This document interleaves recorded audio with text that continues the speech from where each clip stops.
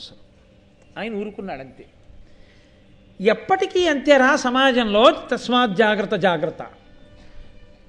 ఇప్పుడు ఆయన ఎవరిని అడుగుతాడు? మౌనంగా ఊరుకున్నాడు. మౌనంగా ఊరుకుంటే మాట్లాడేవాడు లేచాడు. వాడు ఎంత చిత్రమైన వాడో తెలుసా అండి. వాడి స్వార్థ ప్రయోజనానికి వాడు ఏదైనా మాట్లాడతాడు. ఉండరని మీరు అనుకుంటున్నారా? ఎప్పుడూ ఉంటారు. దీర్ఘదృష్టితో మాట్లాడేవారు కొందరు ఉంటారు. దీర్ఘదృష్టితో మాట్లాడకుండా ఉండి మేము చాలా బాగా మాట్లాడేస్తున్నాం అనుకుని వాళ్ళ జీవితాల యొక్క వాస్తవికతని పక్కన పెట్టి మాట్లాడేటటువంటి ధూర్తులు కొంతమంది ఉంటారు. వాళ్ళకేం కావాలి? నీ జీవితంలో వచ్చే సమస్యల గురించి వాళ్ళకి అక్కర్లేదు. వాడు అప్పటికి ఆ మాట చెప్తాడంతే, ఆ తర్వాత నేనేం చేస్తానాయా అంటాడంతే, ఒక్క మాటతో పోతుంది. కాబట్టి ఇప్పుడు ఆ దుర్యోధనుడు లేచాడు. ఆయనకేం కావాలి? అర్జునుడితో యుద్ధం చేసేవాడు వాడు దొరికాడు. ఆయనకు ఆపద వచ్చింది, తాను ఆదుకోవాలి. ఆదుకుని తాను పెద్ద స్నేహితుడిలా ప్రవర్తించాలి.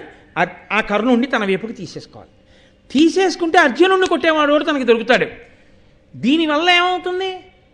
ఆయనకు అనవసరం. కర్ణుడు ఏ ప్రశ్నకి జవాబు దొరకలేదో ఆ జవాబు ఏమైనా తెస్తున్నాడా దుర్యోధనుడు? తేలేడు దుర్యోధనుడు కూడా. మరి ఏం చేయగలడు? తన తప్పుడు సలహాలతో, తప్పుడు ప్రసంగాలతో సమస్యని మరింత జటిలం చేయగలడు, మరింత తప్పుత్రమ పట్టించగలడు. అదే కలిపురుష లక్షణం.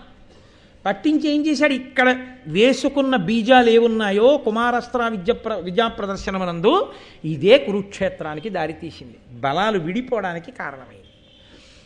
ఆ కర్ణుడి దగ్గరికి దుర్యోధనుడు పరిగెత్తుకుంటూ వచ్చాడు. అర్జునుడు, ధర్మరాజు, భీముడు, నకులుడు, సహదేవుడు ద్రోణుడి దగ్గరికి వెళ్ళాడు. భీముడు, ద్రోణుడు, కృపాచార్యుడు పాండవుల దగ్గరికి వెళ్ళారు. 100 తమ్ముళ్లతో కూడినటువంటి దుర్యోధనుడు, శకుని కర్ణుడి దగ్గరికి వెళ్ళారు. అంటే రాబోయే కురుక్షేత్ర సంగ్రామానికి కావలసిన రీతిలో ధనుర్విద్యా ప్రదర్శనంలో ఎర్రగీత గీసేశారు. ఎవరిటో తెలిసిపోయింది. భీష్ముడు అటు చేరిపోయాడు, ద్రోణుడు ఇటు చేరిపోయాడు. యుద్ధంలో ఇటువైపుకి వచ్చినా ధర్మపక్షపాతం అటే ఉంది. ఆచార్యస్వరూపములైన వాళ్ళు, ధర్మం తెలుసున్న వాళ్ళు అటే చేరారు. కాబట్టి ఇటువైపు వాళ్ళు బలం పెరుగుతోందని కనపడినా అది నిలబడదు. ఇది నిశ్శబ్దంగా వాళ్ళు వచ్చి ఎవరి పక్కన ఎవరు చేరారో దాని వలన రాబోయే కురుక్షేత్రం యొక్క ఫలితాల్ని చెప్పేయడం నన్నయ్య గారి యొక్క చాతుర్యం. ఋషితుల్యుడు కదండి మహానుభావుడు. కాబట్టి ఇప్పుడు ఆ దుర్యోధనుడు అన్నాడు, కులము గలవాడు, శౌర్యము కలవాడును, అధిక సేవ కలవాడును, భూతలమున రాజను నామము విలసిల్లక దాల్చు 3 విధముల పేరు మీద. ఆయన ఎవరి కొడుకు అని అడుగుతాయేంటి? ఆయన ఎవరు కొడుకు అంటే రాజు అన్న నామం ఎవరికి ఉందో తెలుసా? కులము గలవాడు, క్షత్రియుడిగా పుట్టినవాడు, శౌర్యము కలవాడు, శౌర్యం ఉన్నటువంటి వాడు, అధిక సేన కలవాడు, పోలెడంత సైన్యం ఉన్నవాడు, భూతలమున రాజను నామము విలసిల్లక తాల్చు 3 విధముల పేర్మిన్. 3 రకాలుగాను రాజు అవుతాడు. కాబట్టి ఇతను ఎవరికి తల్లిదండ్రులో ఎందుకు అడిగినట్టు? క్షత్రియుడో కాదో అని అడగడానికి అడిగినట్టు. ఇతను రాజు చాలా అర్జునుడితో యుద్ధం చేయడానికి. అంటే ఇప్పుడు అతనికి కావలసింది ఏమిటంటే, నేను ఇలా చేయడం వల్ల ఈ ఇద్దరి మధ్య యుద్ధం, ద్వంద్వ యుద్ధం పెరిగిపోయి ఏదైనా జరిగితే కర్ణుడు చచ్చిపోయాడు అనుకోండి, అక్కడికి వస్తాడనుకున్నవాడు పోయాడు. అర్జునుడు పోతే అమ్మ బాబోయ్, ఇంక అసలు దుర్యోధనుడిని పట్టుకోగలమండి, అయిపోయిందంతే మహాభారతం. మన వాళ్ళు మాట అంటూ ఉంటారు చూడండి, ఓ దారం ముక్క విసురుదాం పర్వతానికి, వస్తే పర్వతం, పోతే దారం ముక్క. ఏమిటి? వెనకటికి ఓ తెలివైన వాడు స్నేహితుడిని పిలిచి, రే నీకు ఆకలేస్తుందా అని అడిగాడు. అవును నాకు ఆకలేస్తుంది. నాకు ఆకలేస్తుందో పని చెయ్యి, నువ్వు 1 పావుషేరు వేయించిన శనగపప్పు పట్టరా, నేను 1 పావుషేరు ఊక పట్టుకొస్తాను. ఊకెందుకురా అన్నాడు వాడు. అంటే ఈ ఊక నువ్వు తెచ్చిన శనగపప్పు కలుపుకుని సగం సగం పంచుకుని ఊదుకు తిందామన్నాడు. ఈయనన్నాడు, నువ్వు ఊక తేవడం ఎందుకు, కలిపి పంచుకోవడం ఎందుకు అన్నాడు. ఉత్తి వేయించిన శనగపప్పు తీసుకుని ఇలా నోట్లో పోసుకుంటే బాగుండదురా, అందంగా ఉండదు. అది చేతిలో పోసుకుని ఉఫ్ అని ఊదుకు తింటే బాగుంటుంది. నువ్వు శనగపప్పు అట్లా, నేను ఊకట్టుకొస్తాను. ఊక ఎక్కడైనా దొరుకుతుంది, పట్టుకెళ్ళి ఓ చారెడు ఎట్టుకొస్తాడు. ఈయన శనగపప్పు పట్టరావాలట, కలుపుకు ఊదుకు తింటారట. ఎంత తెలివితేటలు చూడండి. అలా ఏదో ఒకటి. ఆయన రాజు, అందుకని ఆయన రాజుని చేసి అర్జునుడి మీద వదిలేస్తే పోయాడనుకోండి కర్ణుడు పోతాడు. గెలిచాడనుకోండి, అర్జునుడు చచ్చిపోయాడు అనుకోండి ద్వంద్వ యుద్ధంలో, ఇంకంతకన్నా కావాల్సిందే ఉంది. ఇది నిజంగా ఏదో పెద్ద సిద్ధాంతం కోసమో ఏదో ధర్మం కోసమో దుర్యోధనుడు మాట్లాడుతున్న మాటలా, తన పబ్బం గడుపుకోవడానికి మాట్లాడుతున్న మాటలా? తన పబ్బం గడుపుకోవడానికి మాట్లాడే మాటలు మూర్ఖత్వంతో ఎంత దూరమైనా వెళ్ళిపోతాయి అవి. దానికి హద్దా ఆప, ఎవరి గురించి ఏది మాట్లాడకూడదో అవన్నీ మాట్లాడేస్తాడంతే. అటువంటి ప్రసంగాలు చేసేవాడు. వాడికి ఏమైనా నిష్ఠ, ఒక పరిమిత, ఒక ధర్మమా, ఒక బూడిదా ఏముందని? వాడికి దేని మీద విశ్వాసం ఉందని? ప్రసంగానికి ఆలంబనమే విశ్వాస రాహిత్యము. కాబట్టి ఏదైనా మాట్లాడచ్చు. నువ్వు ఒక విశ్వాసం మనకు కట్టుబడ్డావనుకో, ఒక పరిధిలో మాట్లాడాలి. అసలు అన్ని పరిధిలో చీల్చుకున్నావు అనుకో, ఏదైనా మాట్లాడచ్చు. ఇంకా అభ్యంతరం ఏముంది? వినేవాడు ఎవడైనా ఉంటే వాడి కర్మ అంతే. నువ్వు పాడైపోయావు, వాడికి వచ్చిన నష్టమేముండదు. అదొక ధూర్తతనం, అదే కలిపురుష లక్షణం. కర్తవ్యం, బాధ్యత తెలియని ప్రసంగాలు చేయడం. కాబట్టి ఇప్పుడు ఆయన అన్నాడు వచ్చి, కర్ణుడు సిగ్గుతో నిలబడి ఉంటే, రాజవరుడైన పార్థుతో రాజుగాని ఈతడని సేయగా తగడేని వీనిని ఎల్లవారలు చూడంగా ఈక్షణంబ రాజు చేసదనే అంగరాజ్యమిచ్చి. అర్జునుడితో యుద్ధం చేయడానికి రాజైతే తప్ప పనికిరాడంటారా? ఇప్పుడే నేను అంగరాజ్యాన్ని ఇతనికి ఇచ్చేసి ఇతన్ని పట్టాభిషేకం చేసి రాజుని చేసేస్తాను. ఎందుకు చేయకూడదు యుద్ధం అర్జునుడితో? కాబట్టి నేను ఇప్పుడే అంగరాజ్యానికి పట్టాభిషిక్తుడిని చేస్తున్నానన్నాడు. మంచి పని చేసే ముందు, అటువంటి పట్టాభిషేకం జరిగే ముందు కొంత క్రతువు జరగాలి కాబట్టి బ్రాహ్మణుల్ని పిలిచాడు, 1000 గోవులు దానం చేసేశాడు. తమ్ముళ్ళని వెళ్ళి నీళ్లు పట్టరమ్మన్నాడు. భీష్ముడి దగ్గరికి, ధృతరాష్ట్రుడి దగ్గరికి వెళ్ళి అడిగాడు. ధృతరాష్ట్రుడు మాట్లాడేది ఏముంటుంది? ఇంకా కళ్ళ ముందు కొట్టుకుంటారా అని వ్యాస భగవానుడు చెప్పాడు. ఆ జలకలశ తెప్పించాడు, అభిషేకం చేసేశాడు, సింహాసనం ఒకటి వేసేశాడు, దాని మీద కూర్చోబెట్టేశాడు, దుర్యోధనుడికి రాజ్యం ఇచ్చేశానన్నాడు. దేనికి ఇచ్చేస్తున్నావు రాజ్యం? అతని పరిపాలనా యోగ్యత ఏమిటో, అతని గుణగణములు ఏమిటో, అతను ఎలా పరిపాలిస్తాడో, అతని స్వభావం ఏమిటో ఏమైనా తెలుసుకున్నావా? ఏమకపోతే అంగరాజ్య ప్రజలు పోతారు. ఇతను సరైన రాజు కాడనుకోండి, దుర్యోధనుడికి ఏమిటి? అంగరాజ్య ప్రజలు పోతారు. అతనికి కావలసింది కర్ణుడు రాజ్యం చేయడం కాదు, అతనికి కావలసింది ఇప్పుడు కర్ణుడు అర్జునుడి మీద కలియబడ్డాం. ఇది కలిపురుష లక్షణం. రెచ్చగొట్టడం, స్వభావంగా ప్రసంగాలు చేయడం అధర్మం వైపుకి. కాబట్టి తప్ప ధర్మ ప్రబోధం కోసం ప్రసంగం కాదు అది. కాబట్టి ఇప్పుడు ఏమైందంటే, నేను ఇతనికి అభిషేకం చేస్తున్నానన్నాడు, పట్టాభిషేకం చేసేశాడంతే. అంటే పిల్లలు అస్త్ర విద్యా ప్రదర్శనం చేస్తారు అన్నది ప్రకటన. అక్కడ జరిగిందేమిటి? ఎవడో ముక్కు మొహం తెలియని వాడికి పట్టాభిషేకం. ఇప్పుడు అకస్మాత్తుగా అంగరాజ్యానికి కర్ణుడు రాజైపోయాడు. కర్ణుడు రాజైపోగానే ఆ దుర్యోధన కర్ణుల మధ్య, దీనికి సదృశముగా మరి ఏనేమి యొనర్తు నీకు ఇష్టం బనినన్ మానుగా నాతో చెలిమి మహీనుతముగా చేయుమిది ఇష్టము నాకొన్. ఆ కర్ణుడు అతను ధర్మమన్న చట్రంలోకి ఇమడలేదు. ఆ అడిగిన ప్రశ్న, తను ప్రవేశించిన తీరు, తను విద్యా ప్రదర్శనం చేయడానికి ఎన్నుకున్న మార్గము, కృపాచార్యుడు వంటి పెద్దవారు ఎందుకు వచ్చి జోక్యం చేసుకున్నారో అతను ఆలోచించలేదు. నన్ను వీళ్ళు ప్రశ్న వేశారు, నన్ను వీళ్ళు ఆపారు, నన్ను వచ్చి దుర్యోధనుడు ఆదుకున్నాడు. ఉత్తరక్షణం యోగ్యతాయోగ్యతలు కూడా చూడకుండా వాళ్ళు యోగ్యత అడిగారు. ఈయన నా యోగ్యతాయోగ్యతలు చూడకుండా నన్ను యోగ్యుణ్ణి చేయడానికి రాజ్యమే ఇచ్చాడు. కాబట్టి నీకు నేనేమి ఇవ్వనని అడిగాడు. నువ్వు నాతో స్నేహం చేయి చాలన్నాడు దుర్యోధనుడు. నా ఊపిరున్నంతకాలం నీతోనే చెలిమి అన్నాడు కర్ణుడు. అలా చెలిమి చెయ్యొచ్చా? అటువైపు గుణాలు ఉన్నాయో లేవో తెలియకుండా నీ బలాన్ని నువ్వు అలా ఇచ్చేయచ్చా? అది ఒకవేళ అధర్మమైనా, దుష్టుడైనా, దుర్మార్గుడైనా, ఎప్పుడో నిన్ను ఎవరో ఏదో అడిగితే వచ్చి ఆదుకున్నాడని వెంటనే నువ్వు అతని పక్షాన చేరిపోయి ధర్మ వ్యతిరేకంగా ఇన్నాళ్ళు పాఠం నేర్పిన ద్రోణుడికి, కృపుడికి, భీష్ముడికి ఎదురొడ్డి నిలబడతావా నువ్వు? అది ఎంత తెంపరితనంతో కూడిన ఆలోచన! ఇంత తెంపరితనం ఉన్నటువంటి వాడి దగ్గర అస్త్ర విద్యా నైపుణ్యం ఎలా ఉండనిస్తాడు ఈశ్వరుడు? అందుకే నరవర నీచే నాచే వరమడిగిన కర్ణు చేత వాసవి చేతన్ ధరచేత శల్యుచేతను అరయంగా కర్ణుడీల్గే ఆర్గురి చేతన్. తానేది పొందాడో దాన్ని ఈశ్వరుడు శాపరూపాల్లో తీయించేశాడు. ఎందుకంటే నిలబడితే ధర్మం పోతుంది కాబట్టి. ఇప్పుడు వాళ్ళిద్దరూ స్నేహం చేసుకున్నారు. ఎప్పుడైతే స్నేహం చేసుకోవడం, దుర్యోధనుడు కౌగిలించుకోవడం, కర్ణుడి తల మీద కిరీటం పెట్టడం చూశాడో సూతుడు, అంటే కర్ణుడిని పెంచుతున్నటువంటి తండ్రి, అక్కడ వరకు ఎంత మాత్రము దోషం పట్టవలసిన అవసరం లేదు.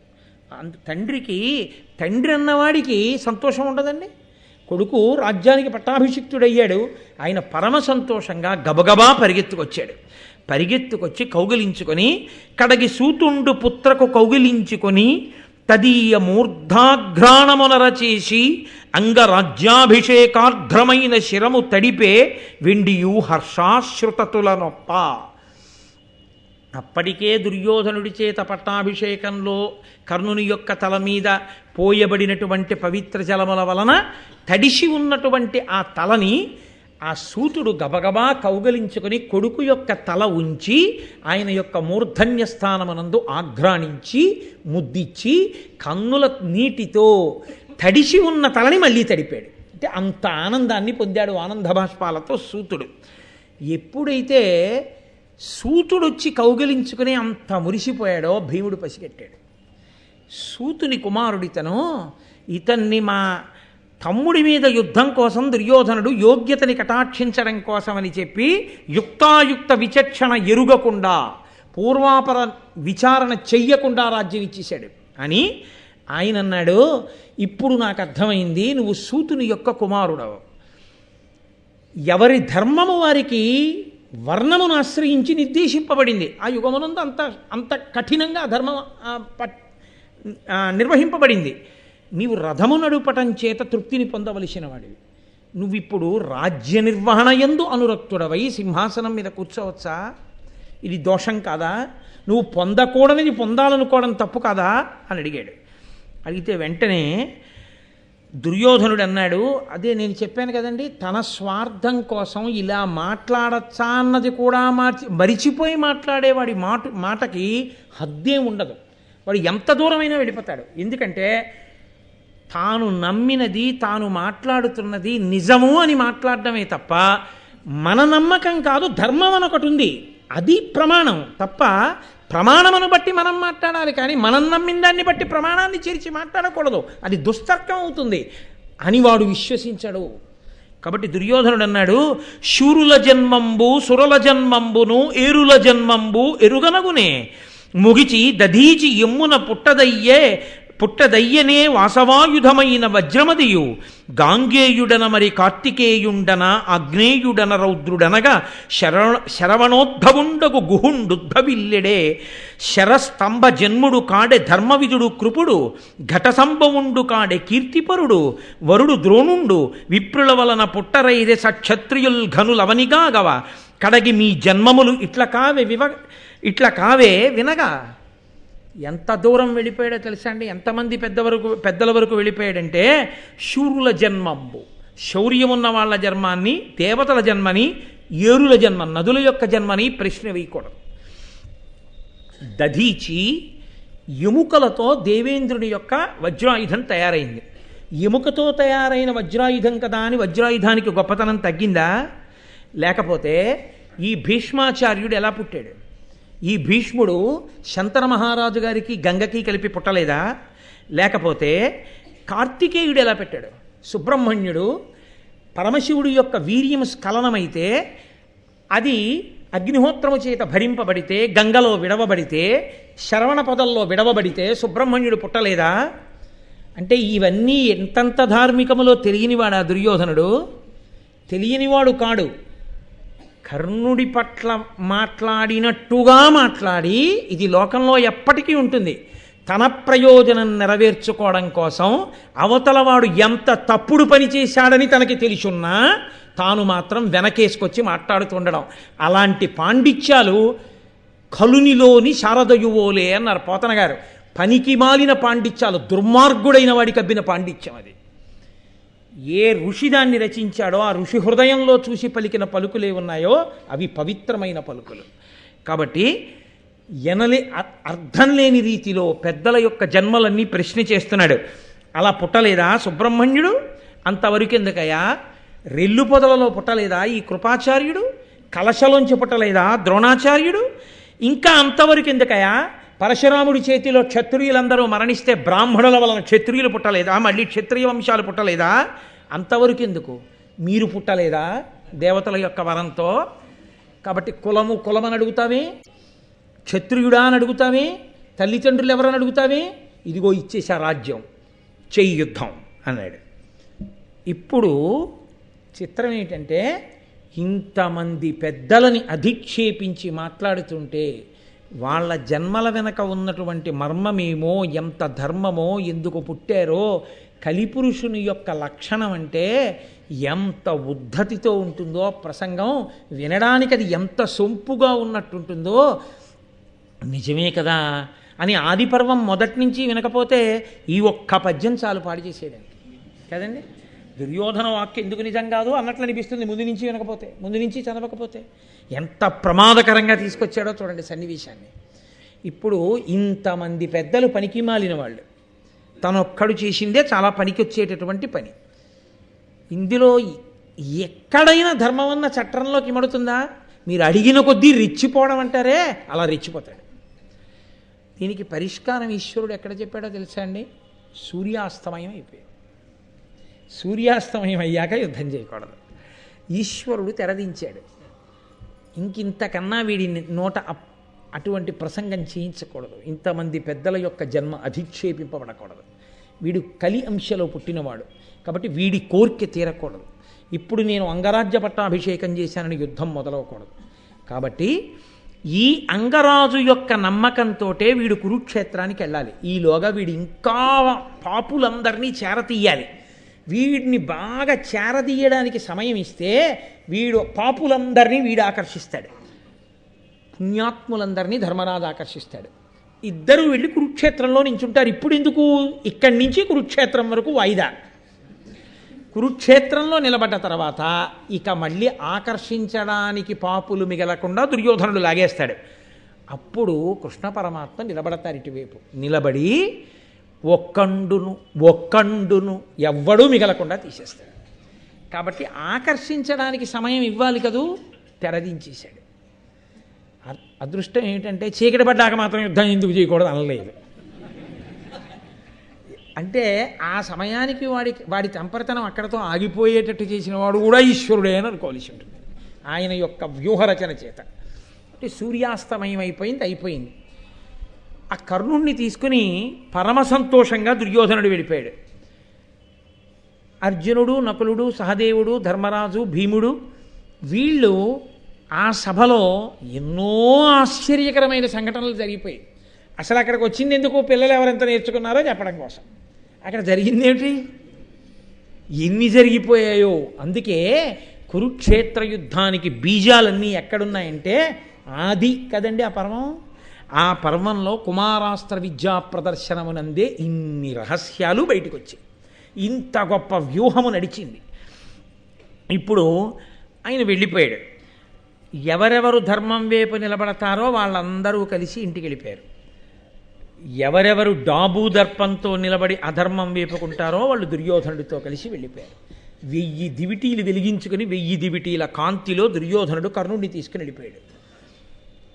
మామూలుగా వచ్చిన మార్గంలో రథం ఎక్కి భీష్ముడు, ద్రోణుడు, కృపుడు, పాండవులు కలిసి వాళ్ళ ఇంటికి వెళ్ళిపోయారు. కుంతి అంత సహజ కుండల కవచాభిరాము కర్ణు చూచి రవి సమాను ప్రత్యభిజ్ఞ నిరిగి ప్రథమ పుత్ర స్నేహ మెరుక పడగయుండ ఇంటియుండే.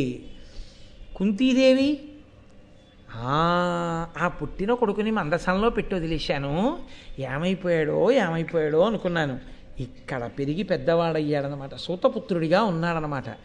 కర్ణుడన్న పేరుతో నా 6వ కొడుకు, పెద్ద కొడుకు యథార్థానికి ఇక్కడే ఉన్నాడని తాను గుర్తెరిగి ఇతరులు గుర్తెరగడానికి వీలు లేకుండా వెళ్ళిపోయింది.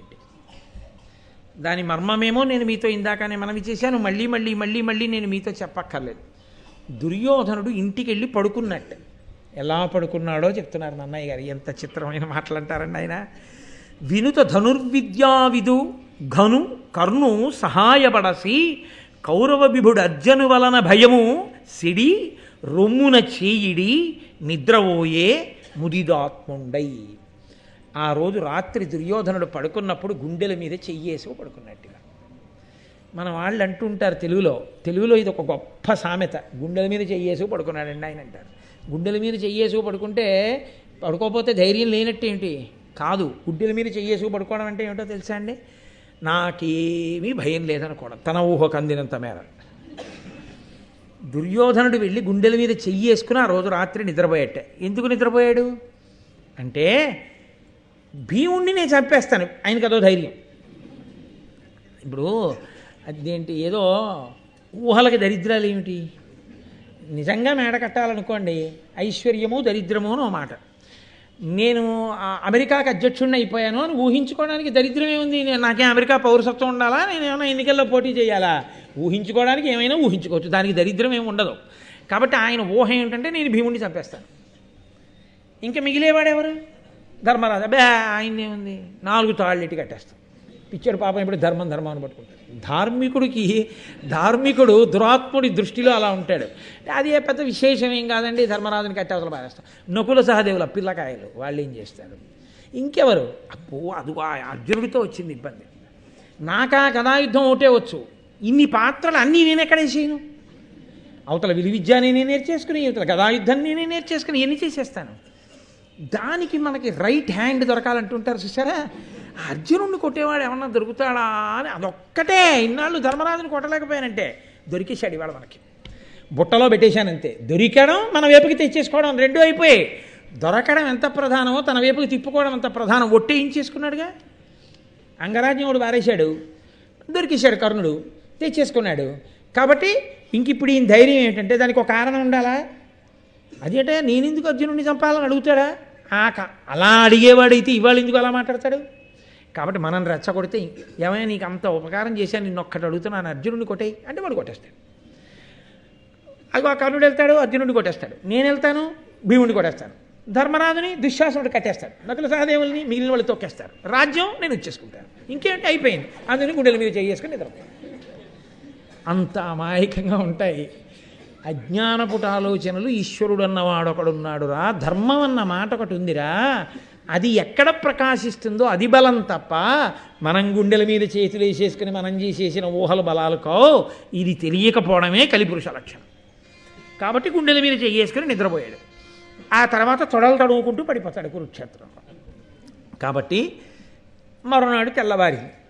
మళ్ళీ శిష్యులుగా వెళ్ళేటప్పుడు మాత్రం ఒకళ్ళనొకళ్ళు రోషంతో చూసుకున్న ద్రోణాచార్యుల వారి దగ్గర చాలా బుద్ధిగా మళ్ళీ బాసం పెట్టలేసి కూర్చుంటారు. అందుకని అందరూ వెళ్ళారు, కూర్చున్నారు. ఆయన అన్నారు, ఇక వీళ్ళకి ఎలాగో కొట్టుకునే కాలం వచ్చేసింది. ఎందుకంటే ఇంకా అన్నీ నేర్చేసుకున్నారు. ఇక నేర్చేసుకున్నవి ఇప్పుడు దీపావళి సామాన్ తెచ్చుకున్న వాళ్ళు చూడండి, పిల్లలు పెద్దవాళ్ళు ఎండబెడతారు. ఎండబెట్టి ఒరే దీపావళి అమావాస్య నాడు రాత్రి కాలుద్దాగంటే వీడు నాన్నగారండి ఒక్క మతాలు, నాన్నగారండి ఒక్క మతాలు, నాన్నగారండి ఒక్క పోన్లే దాని మీద కాల్చేయకు, ఆ పెరట్లో కాల్చి అంటాడు తండ్రి. ఒక్క నేల టపాకాయ. అసలు దీపావళి అమావాస్య రోజు రాత్రి వచ్చే లోపల వీడి సగం కాల్చేస్తాడు. అలా ఇప్పటికి సగం కాల్చేశారు అస్త్ర విద్యా ప్రదర్శనల్లో. ఇంకా తర్వాత ఊరుకుంటారా? ఈ కక్షలో కార్పణ్యాలు పెరిగేవే కానీ తరిగేవి కావు. కాబట్టి ఒరే మీకు అందరికీ అన్నీ ఇచ్చేసానని నాకు బాగా అర్థమైపోయింది. నాకు కావలసింది మీరేమిస్తారా? గురువు గారికి కట్నం ఇవ్వాలిగా, గురుదక్షిణ ఇవ్వాలిగా, గురుదక్షిణ ఇస్తారా అని అడిగాడు ద్రోణుడు అందరినీ కూర్చోబెట్టి. ఇచ్చేస్తాం, ఏం కావాలి? ఎవరి యొక్క యుద్ధంలో ఎంత శక్తి నిజంగా ఉందో బయట పెట్టేస్తున్నారు. మరునాడు తెల్లవారుదామనే గుండెల మీద చెయ్యేసుకు పడుకున్న వాడికి మరునాటి రాత్రికే తెలిసిపోయింది ఎవడంత గొప్పవాడో. కానీ ఆ బుద్ధి తలకి ఎక్కితే కదా దుర్యోధనుడికి. ఇలా గుండెల మీద చెయ్యేసుకు పడుకున్నాడు. మర్నాడు వచ్చాడు, ఏం కావాలి? ఆయన అన్నాడు, నేను మీ ముందే చెప్పానుగా, నన్ను అవమానించాడు ద్రుపదుడు. ఎప్పుడు మళ్ళీ మర్చిపోకూడదు. ద్రోణాచార్యుల వారు చిన్నతనంలో ఉన్నప్పుడు ఆ భరద్వాజుని యొక్క ఆశ్రమంలో చదువుకునే రోజుల్లో వృషతుని యొక్క కుమారుడైనటువంటి ఆ ద్రుపదుడు కూడా కలిసి చదువుకున్నాడు. నేను రాజు అయిన తర్వాత నువ్వు రావయా, నీకు సహాయం చేస్తానన్నాడు. కృపి వలన తనకి అశ్వత్థామ పుట్టినప్పుడు పిల్లాడికి పాలు లేవని ఏడిచి స్నేహితుడు కదా అని వెడితే దరిద్ర బ్రాహ్మణుడికి రాజుకి స్నేహమా అని బయటికి గెంటేశాడు. వస్తుంటేనే హస్తినాపురం నూతిలో బంతి పడిపోయి ఆడుకుంటూ ఆ బంతిని పైకి తీయలేక బాధపడుతున్నటువంటి ఆ పాండు కుమారులు కౌరవులు ఎదురకుండా బాణములను ఒకదాని వెనక ఒకటి వేసి బంతి పైకి తీస్తే పిల్లలు తెల్లబోతే భీష్మాచార్యులు వారు వస్తే గురుపీఠం మీద కూర్చోమంటే కూర్చుని పిల్లలకు పాఠం నేర్పాడు. అప్పుడు అడిగాడు, అదిగో నన్ను అవమానించినటువంటి ద్రుపదుణ్ణి కట్టిపట్టి తేగలరా అన్నాడు. అదెంత పెద్ద పనండి. మీరు ఇన్ని నేర్పిన తర్వాత రండి అందరం వెళ్ళి పట్టుకొచ్చేద్దాం అని ద్రోణాచార్యుల వారిని మీరు రండి. అదో విచిత్రం. అంటే ద్రోణాచార్యుల వారు నిన్నను ఒకళ్ళ మీద ఒకళ్ళు కలిగిపడ్డారు కదా, ఇవాళ తన పని కోసం వెళ్ళేటప్పుడు అసలు అర్జునుణ్ణి కొట్టడం కాదు, భీముణ్ణి కొట్టడం కాదు, ద్రుపదుణ్ణి కొట్టడంలో ఎవరు నిజంగా సఫలీకృతులు అవుతారో తెలుసుకుంటే ఎవరు బుద్ధి తెచ్చుకోవాలో వాళ్ళకి అర్థం అవుతుందేమో అనుకున్నాడేమో మహానుభావుడు. రెండు తన ప్రతిని నెరవేరాలి, పదండి. ముందు ఎవరు వెళ్ళిపోయారో తెలుసా అండి? కౌరవులు వెళ్ళిపోయారు. దుర్యోధనుడిని వెంట పెట్టుకుని వెళ్ళిపోయారు. అంటే వాళ్ళ ఉద్దేశ్యం ఏంటంటే గబుక్కుని పాండవులు వెళ్ళిపోతారేమో, వెళ్ళిపోతే అది పెద్ద ద్రుపదుణ్ణి కొట్టడం ఏమిటండి, అది పెద్ద విశేషం ఏంటి వాళ్ళ ఉద్దేశంలో వస్తుందండి, నా ఉద్దేశం కాదు. ద్రుపదుణ్ణి పెద్ద కష్టం ఏంటి, అమాంతం వెళ్ళడం, 4 లెంపకాయలు కొట్టేయడం, ఆ తాడేసి 2 చేతులు కట్టేయడం, ఈడ్చుకొచ్చి గురువుగారి ముందు ఇదిగో తీసుకొచ్చాం అని చెప్పేయడం. చెప్పేస్తే మనం గురుదక్షిణ ఇచ్చిన వాళ్ళం అవుతాం. అసలు ఒకవేళ కానీ పాండవులు ఎడితే అలా తెచ్చేస్తారని ఆయనకి తెలుసు, కానీ అలా ఒప్పుకోలేడు. వాళ్ళకన్నా ముందు మనం తెచ్చేయాలి, అందులో ముందు వెళ్ళిపోయాడు. ముందు వెళ్ళిపోయి ఆ ద్రుపదుడి మీద యుద్ధానికి వెళ్ళాడు. ద్రుపదుడు అమాయకుడా, ఆయనకి తెలుసు వీళ్ళు వస్తున్నారని. ఆయన కూడా యుద్ధానికి సిద్ధపడ్డాడు. వీళ్ళందరూ బయలుదేరి ముందు కౌరవులు ద్రుపదుడితో యుద్ధానికి వెడితే అర్జునుడు అన్నాడు ద్రోణాచార్యుల వారితోటి, ఆయన ద్రోణుడి పక్కన ఉన్నాడు, ఉండి గురువుగారిని కాపాడుకుంటూ గురువుగారి వెంట వెడుతున్నాడు. గురువుగారు ఆజ్ఞాపించిన తరువాత వెడతారు వాళ్ళు ఆయన అనుమతితో. అంతేకాని ఇలా రెచ్చిపోవడం, ఇలా వెళ్ళిపోయి మీద పడిపోవడం, ఇలాంటి పిచ్చి ఊహలు వాళ్ళకు ఉండవు. వాళ్ళ ధర్మమే వాళ్ళని కాపాడింది. ఎక్కడ ధర్మం ఉందో అక్కడ విజయం. కాబట్టి అర్జునుడు అన్నాడు, అతగులచే ద్రుపదుడనవహితుడై పట్టువడ అంత హీనుడే, శౌర్యోన్నతుడు అధిక ధనుర్విద్యాన్వితుడు, భవత్సకుడనంగా వినరకో వానిన్. అయ్యా ద్రోణాచార్య, గురువుగారు, ఈ కౌరవులు అంత తొందరగా పరిగెత్తుకుంటూ వెళ్ళిపోతున్నారే ద్రుపదుణ్ణి తెచ్చేస్తామని, ఆయన ఏమన్నా అంత హీనుడా? ఇప్పుడు ఇలా వెళ్ళి ఇలా చేతులకి తాళ్ళేసి కట్టి తెచ్చేస్తే వచ్చేస్తాడా? శౌర్యోన్నతుడు అధిక ధనుర్విద్యాన్వితుడు భవత్సకుడు.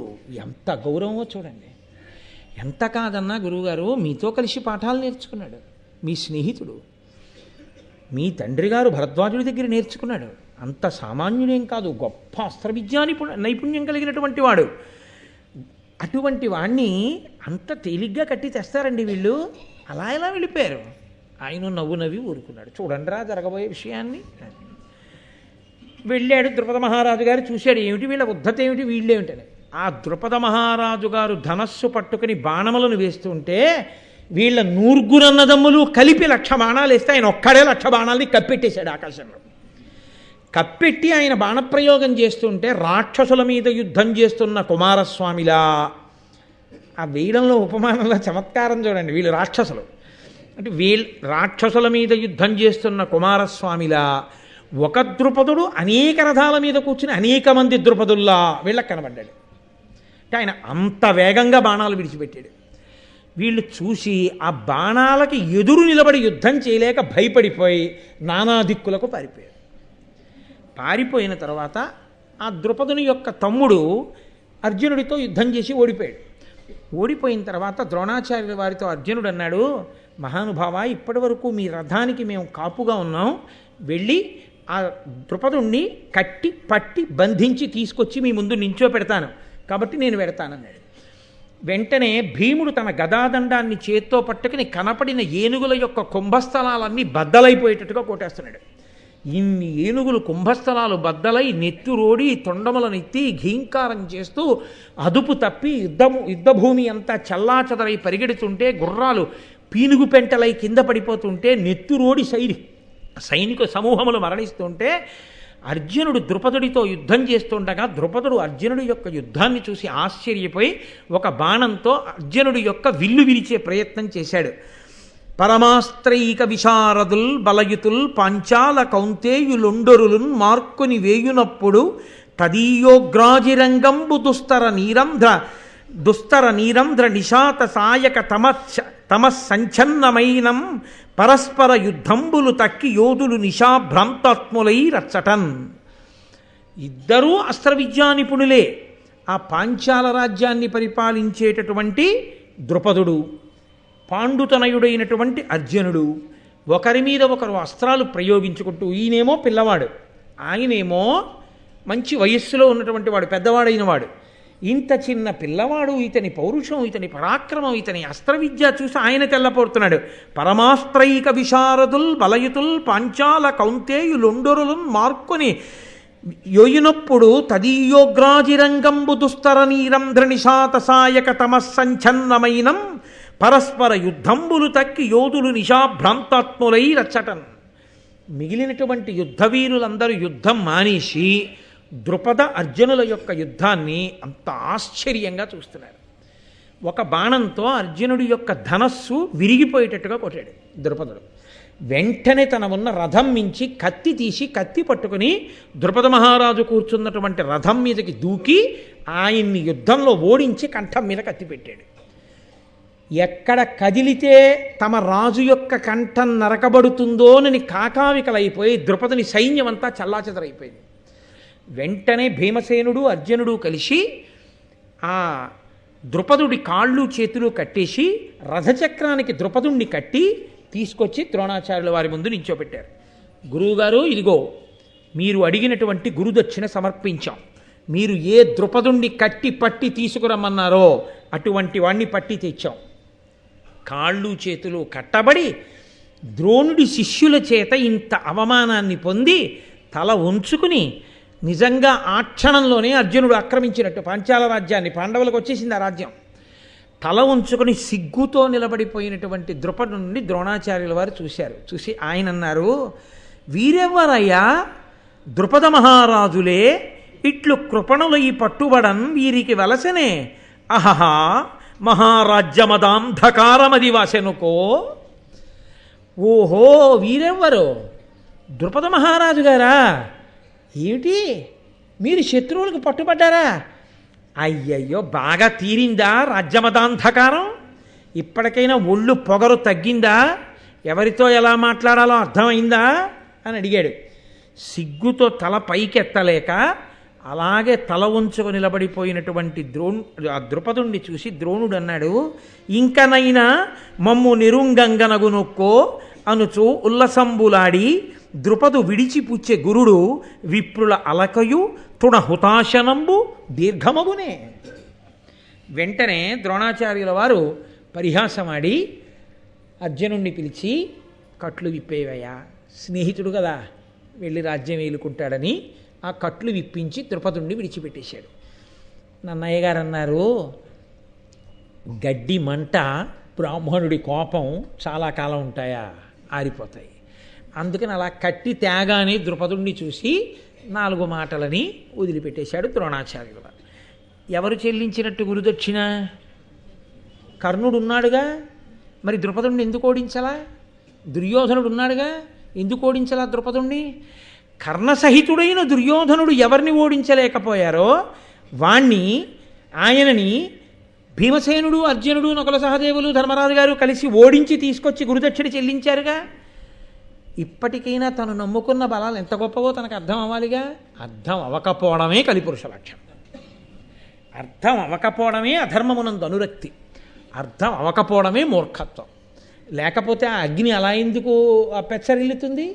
కాబట్టి ఇప్పుడు పాండవుల పట్ల మిక్కిలి ప్రీతి చెందాడు ద్రోణాచార్యుల వారు.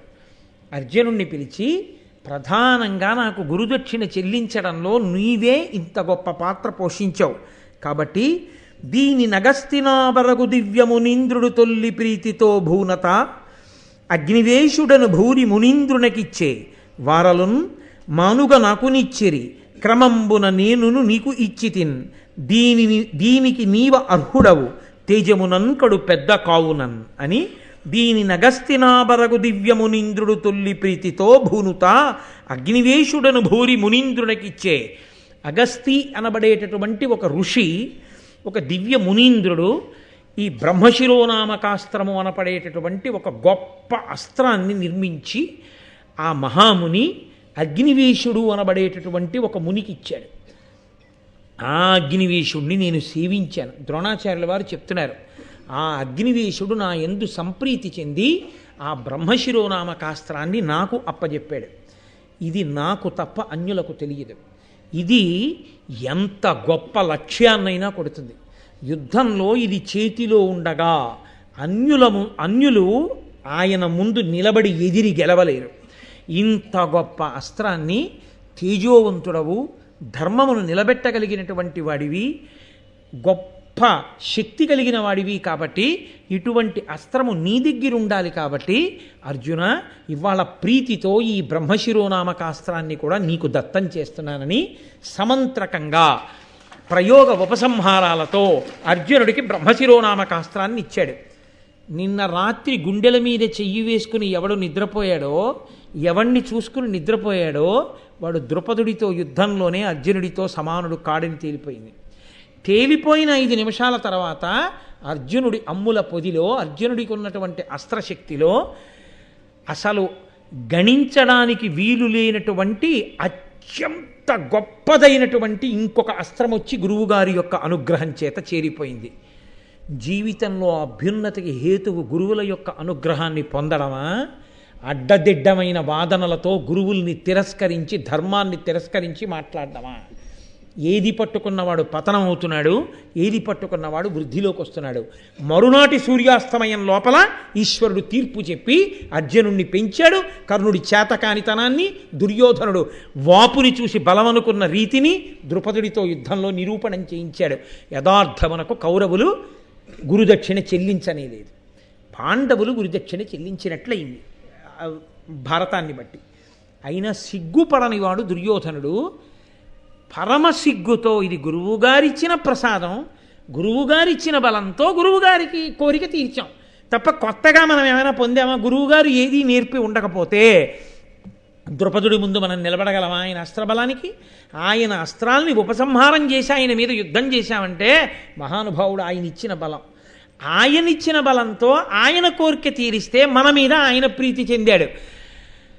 అలా బజారుకి తల్లితో కలిసి వెళ్ళినటువంటి కుమారుడు మిగల ముగ్గినటువంటి అరటిపళ్ళ గెలవంక చూసి అమ్మ నాకు అరటిపండు కావాలని అడిగినప్పుడు తల్లి కొనిపెట్టినటువంటి అరటిపండు పట్టుకుని రిక్షాలో ఇంటికి వచ్చేసిన తర్వాత తినే ముందు అరటిపండు ముక్క అమ్మకి పెట్టి తాను తిన్నంత మాత్రం చేత ప్రీతి చెందిన అమ్మ ముందు నాకు ఆ అరటిపండు ముక్క పెట్టి కొడుకు తిన్నాడని పొంగి పొంగి పొంగి పొంగి ఇంటికి వచ్చినటువంటి భర్తకి చెప్పుకొని మురిచిపోయినట్టు తన శక్తినంతటినీ శిష్యులకిచ్చి ఆ శక్తి వలన శిష్యులు గురువుగారి మాట తీరిస్తే ఇదంతా మీరే చేశారని మురిసిపోయినటువంటి గురువుగారు తల్లిదండ్రుల కన్నా ఎందుకు అధికుడు కాడు అని పాండవులు మురిసిపోయారు. ఇది వాళ్ళ ధార్మికత. ఈ ధార్మికతకి మురిసిపోయాడు. ఇది మీ అర్హత కాబట్టి ఇప్పుడు లోకంలో ఎవరికి లేనిది మీకు ఇచ్చేస్తున్నానన్నాడు. ఆ అర్జునుడికి బ్రహ్మశిరోనామకాస్త్రాన్ని కూడా దత్తం చేశాడు. ఒక్క కుమారాస్త్ర విద్యా ప్రదర్శనం దగ్గర తెరపైకి లేచినటువంటి ఘట్టం ధార్మికతని ఎంత పరిపుష్టం చేసిందో దగ్గర తేలుస్తూ దీని యొక్క చిట్ట చివరి స్థితి ఇక్కడ ప్రారంభమైన విత్తనాలు మొక్కలై, చెట్లై, పళ్ళు పండి ఫలితాన్ని ధర్మానికి ధర్మాన్ని, అధర్మానికి అధర్మాన్ని పంచిపెట్టే రోజు కురుక్షేత్రంలో. కాబట్టి అంత గొప్పదైనటువంటి ఘట్టాన్ని ఇన్ని ధర్మ సూక్ష్మములతో మహానుభావుడు ఋషితుల్యుడు నన్నయ్య గారు మనకు అనుగ్రహించారు. వారి పాదములకు నమస్కరిస్తూ మళ్ళీ రేపు సాయంకాలం 6:30 మనం కలుసుకుని భారత ప్రసంగాన్ని కొనసాగిద్దాం. మంగళాశాసనపరై మదాచార్య పురోగమై సర్వైశ్చ పూర్వైరాచార్యై సత్కృతాయాస్తు మంగళం. మంగళం కోసలేంద్రాయ మహనీయ గుణాత్మనే చక్రవర్తి తనూజాయ సర్వభౌమాయ మంగళం. ఉమాకాంతాయ కాంతాయ కామితార్థప్రదాయినే శ్రీగిరీశాయ దేవాయ మలినాథాయ మంగళం. కరచరణకృతం వా కర్మవాక్కాయజం వా శ్రవణనైనజం వా మానసం వాపరాధం విహితం వా సర్వమేత్తక్షమస్వ శివ శివ కరుణాబ్ధే శ్రీమహాదేవ శంభో. సర్వం శ్రీ ఉమామహేశ్వర పరబ్రహ్మార్పణమస్తు. స్వస్తి. ఈరోజు ప్రసాద వితరణ